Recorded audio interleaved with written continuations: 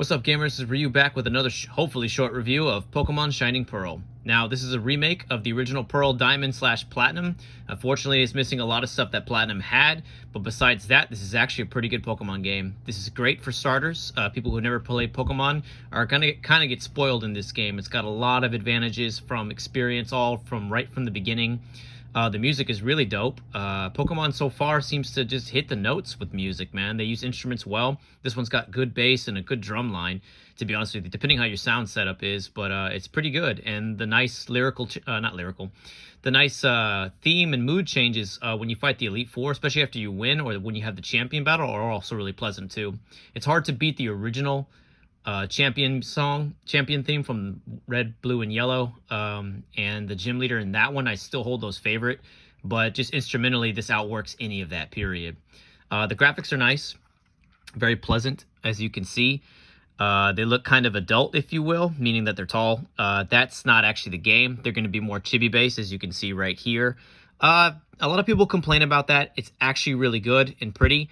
Once you beat the game, though, you'll see some scenes of them moving as adults with the beautiful backgrounds that just look drawn. The depth, the scope of them just looks so beautiful. And after seeing that, I kind of do think they should have stuck with the adult look all the way. But otherwise, this is not a bad game at all when it comes to graphics compared to other things.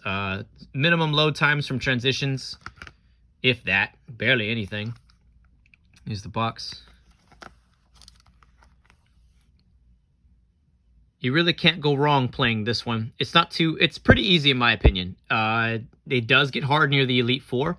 This Elite Four is no pushover. The first time you play it, I really recommend that you're at minimum 65 and above for at least 4 or 5 of your Pokemon. If you want to be kind of selfish with it, 3 level 80s should get the job done. But be aware, playing the Elite Four multiple times seems to spark some kind of algorithm, and it just becomes naturally hard. I've had several times where the Elite Four does these miracle moves or miracle stats that don't make any damn sense. It's plainly just cheating. And that's something to be aware about the third time you play the Elite Four. An example would be, no spoilers, but the third Elite Four, there's a move he would use called Close Combat. And essentially what Close Combat does is it allows you to do a lot of damage fighting-wise, but it drains the defense and special defense and regular defense. And as he became weaker and weaker, his evasiveness went up. That is not a natural ability for his Pokemon. And I missed dead on several times. We're talking like 5 to 6. And don't be prepared for loops. The Elite Four will try to get you into infinite loops. And man, that shit's annoying. That is definitely a bug that needs to be fixed. And it's probably not going to be fixed because you can buy stuff like Accuracy Plus, etc. Or Accuracy Increase. You know what I'm talking about. So I highly recommend investing some items. Besides that, though, the game is pretty chill. You can pretty much walk through it. Yeah, there's more positive than there is negative. There is some padding still, like most Pokemon games, unfortunately. And the padding comes in the damn friendship system.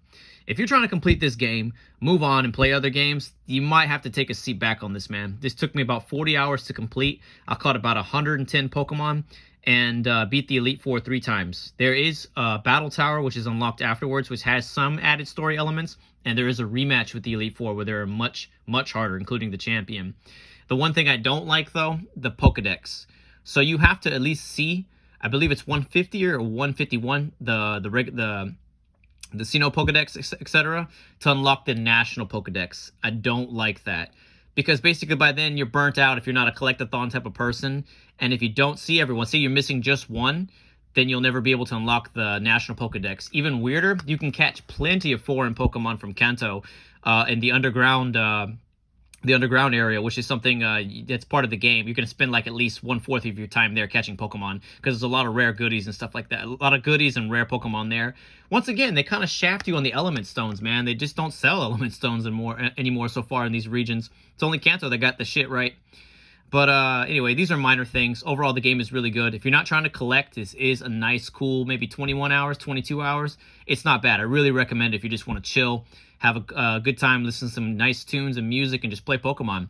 But if you're trying to catch them all, friendship padding is annoying. That weird kind of unlock National Pokedex is annoying. Besides that, this is much easier to catch them here than in Pokemon Crystal.